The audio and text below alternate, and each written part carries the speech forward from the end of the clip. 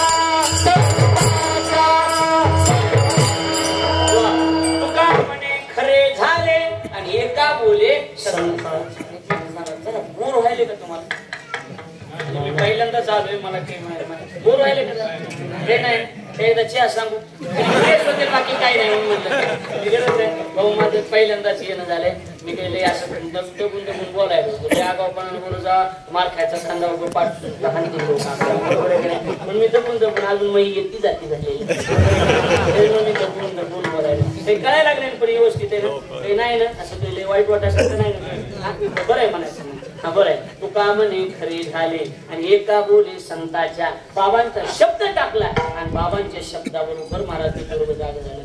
आधार माझी पद्धत कशी माहिती का, जसं वातावरण असेल तसं कीर्तन करायचं. आता भगवान बाबाचे जयंतीच कीर्तन बाबाच बोलायचे, दुसरं बोलायचंच नाही. माझे भाजप बोल्याने कीर्तन ठेवू द्या, मी नुसत्या कमळावर बोलू. मी अभंगच घेतो, वचन आहे का कमळापती. आपल्याला काय करायचं सांग, आपल्याला काय घेणे भाऊ, काय काय आपलं काय करायचं. माझं राष्ट्रवादीवरील कीर्तन ठेवू द्या, नुसत्या घड्याळीवर बोलणार, घडी घडी काळ वाटायची काय करायचं. अभंगच घ्यायचं मला, घडी घडी काळ वाटायची काय. माझं कीर्तन काँग्रेसवाल्यांनी ठेवू द्या, उभारीला हात, नुसत्या हातावर बोलायचं, नुसत्या हातावर. माझं कीर्तन अशोकराव चव्हाणांनी ठेवलं त्यांच्या वाढदिवसाला. आणि मग गेलो मी, नुसत्या हातावर बोललो, एक एक केली हातोपळी, उभारीला हात, नुसता पंजा, ह्याचं महत्व सांगितलं, पंजाचं हाताचं महत्व सांगितलं. म्हणले ह्याचे किती ठरले, म्हणले 35, 50 देऊन टाक.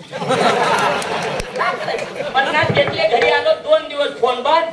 बायको म्हणली फोन कमान बंद आहे, मला तुझी मावशी मिळली का.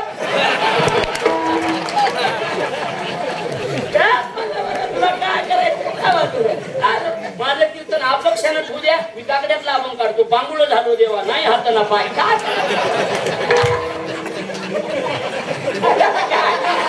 शिवाय कीर्तनामध्ये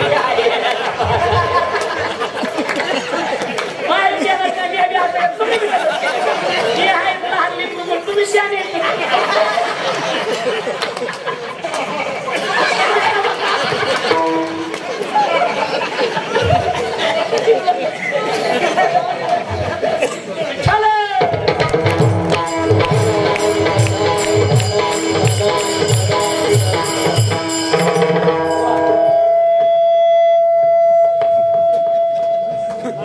मोकळे झाले असे. बरोबर आहे, पाहिजे आपलं हसून, आपलं कीर्तन म्हणजे हसून खेळून कीर्तन. अवघड आपला आनंद घ्यायचा, आपलं सगळ्याला प्रेमानं, सगळ्याशी प्रेमानं आनंदानं वागायचं, त्याचं नाव कीर्तन असं. लक्षात आलं. कारण कोण दिवस येईल कैसा आणि नाही देहाचा भरोसा, कोणत्या दिवशी मरावं लागेल हे काही सांगता येणार आहे का नाही. म्हणून आपला मुद्दा कुठे लक्ष देऊन तुमच्या, आपला विषय कुठे चाललाय. दयावंत जे अंतरी, अंतरंगात त्यांच्या कायम दया असते. तुम्हाला एक दृष्टांत सांगतो पुढे जातो. भगवान बाबाचा सांगितला तर तुकोबरायच्या जीवनातला सांगतो. नाथ महाराजांचा सांगितला. दया किती असावी सांगा. जगद्गुरु तुकाराम महाराजांचं मंबाजी गोसाईनं काठीनं मारलं तुकाराम महाराजाला. काय सांग गावातले भांडणं काठीनं मारलं. आणि मारल्याच्या नंतर संध्याकाळी तुकाराम महाराजाचं कीर्तन मंबाजी गोसाई टाळकरी होता. मंबाजी गोसाई टाळकरी मंबाजी गोसाईच कीर्तनला आला. तुकाराम महाराज म्हणले मंबाजी कसा दिसत नाही. म्हणजे आला नाही. तुकाराम महाराज भजन चालू ठेवा मी त्याच्या घरी जाऊन येतो. दया सांगायला लागलो तुम्हाला. तुकाराम महाराज त्याच्या घरी गेले आणि त्याच्या घरी जाऊन हाक मारले. ओ मंबाजी वा मंबाजी वा असं वाकून बघितलं तर म्हणजे तुकाराजाला मारलं की तुकाराम दिसायला लागलाय. म्हणले का महाराज आम्ही चला कीर्तनाला. मंबाजी गोसाई बाहेरच निघाला. तुकाराम महाराज आता मारलं होतं दुपारी कसं. तुकाराम महाराज म्हणले आलं माझ्या लक्षात. दुपारी तुम्हाला मला मारलं ना त्यामुळे तुम्ही लाजला असता. पण मी कुठं काय म्हणालो. अहो गावगाड आहे. गावगाड्यातले भांडणं गावगाड्यातच सोडून द्यायचे. ते भजना कीर्तनात आणायचे नसते. लक्ष द्यायला लागले. सत्यात आणायचं नसते. तुमचं जी काही खालीवरी असेल ती मंडपाच्या बाहेर मंडप मध्ये आल्याच्या नंतर आपल्या गावाचा सप्ताह ही ध्यानात ठेवायची. त्या पार्टीचा आहे त्या पार्टीचा आहे त्यानं पट्टी गोळा केली ह्यानं केली त्यानं केली काही नसते. हे बघा तुम्ही काही म्हणायची गरज नाही. तुम्ही म्हणतात ते का माणसं ते का लायकीचे का सप्त्याच्या करू द्या ना त्यांची त्यांना आणि खाऊ द्या ना त्यांची दे. तुम्ही बघायची गरज नाही. त्यांनी पट्टी खाली तर देव त्यांचा एक कडीकून काटा काढेल. तुम्हाला काय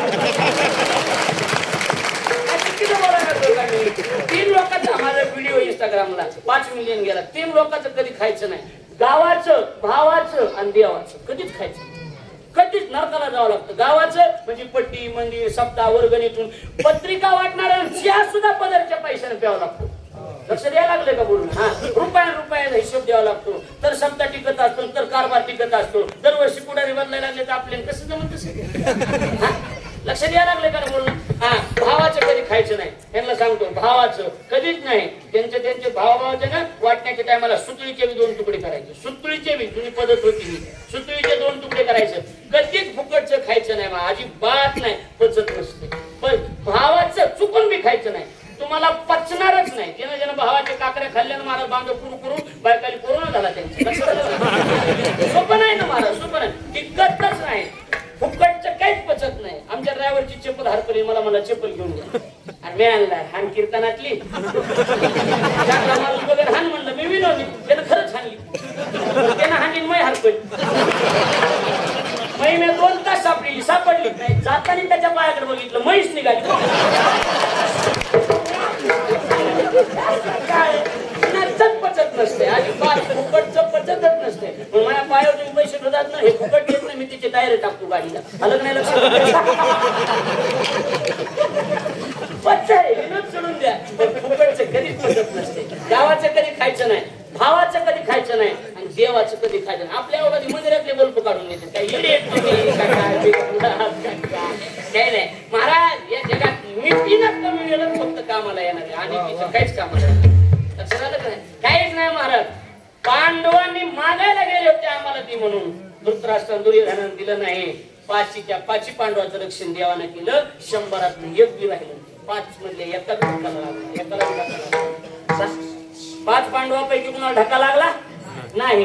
100 एखादं राहिलं नाही. का फक्त धर्म पांडव धर्मानं वागत होते आणि कौरव हे आधी नीती सोडली की आता नाही तुम्हाला हा माणसा कशाचा देवन कशाचा काय बघून काय होत. आणि तो माणूस काय रोज भजनच करायला का केवढा बंगला आहे.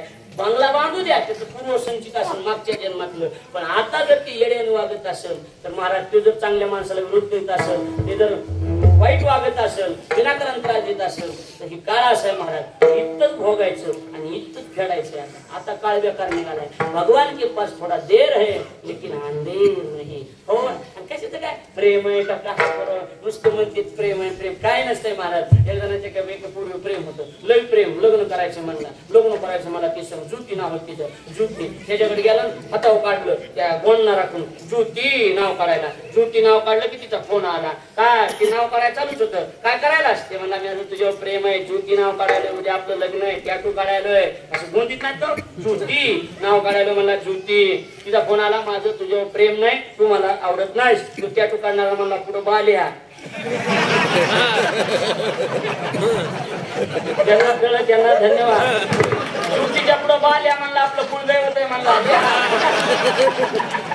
काय झालं ज्योतिबा काय बघा प्रेम याचा बाजार आहे निस्वार्थी प्रेम फक्त मायबाप करते कोणी करीत नाही पोराव गुरुवर कोणी नसते ते फक्त मला राग येईल माझं फटकळ बोल नाही भाऊ माझं फटकळ बोल नाही पण खरं तुम्हाला सांगतो कोणी नसते हे प्रेम महाराज ज्या पुरी पळून गेले ना त्यांचे बापन माय जिवंत असून मेल्यासारखे काय म्हणणे सांग समाजात नाही कोण करतायत त्यांना तुम्ही जातात निघून प्रेमन म्हणणं हे आणि काही नसते गुरु काही नसते त्याच्यात रस नसतो नुसतं म्हणायला प्रेम आहे प्रेमाच्या पांघरुणाखाली आस्खलित वासना भरलेली काही नाही कोण करतोय स्वार्थी कोणी करायला रिकाम नाही महाराज जन्माला यायच्या अगोदर पासून प्रेम फक्त आपली मायन आपला बाप करायचा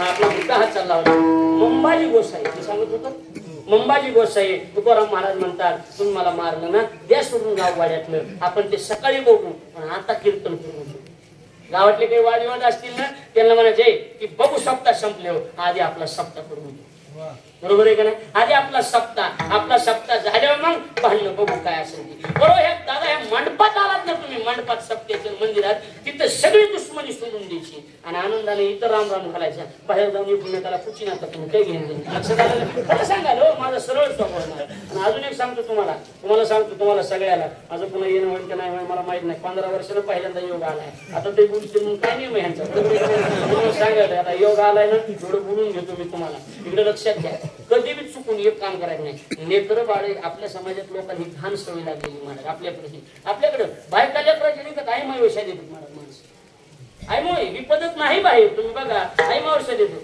लेकरं बारकाली घरात असताना बायकोला मारायचं नाही हाणायचं नाही शा द्यायचं नाही तुम्ही शा देऊन जातात ते लेकरं तसंच ऐकते आणि तुम्ही निघून गेला की तसं सुरू करते शा द्यायला संस्कार बिघडत लक्ष बरोबर आहे का चुकीचे लहान लेकराच्या येते चुकून विषय द्यायचा नाही काय नाही किती बी राग येऊ द्या बायकोचा किती बी गटा गिळायचा तिला शब्द बोलायचं नाही आणि लेकरं शाळा गेली की घरून राहणार नेऊन पुचायची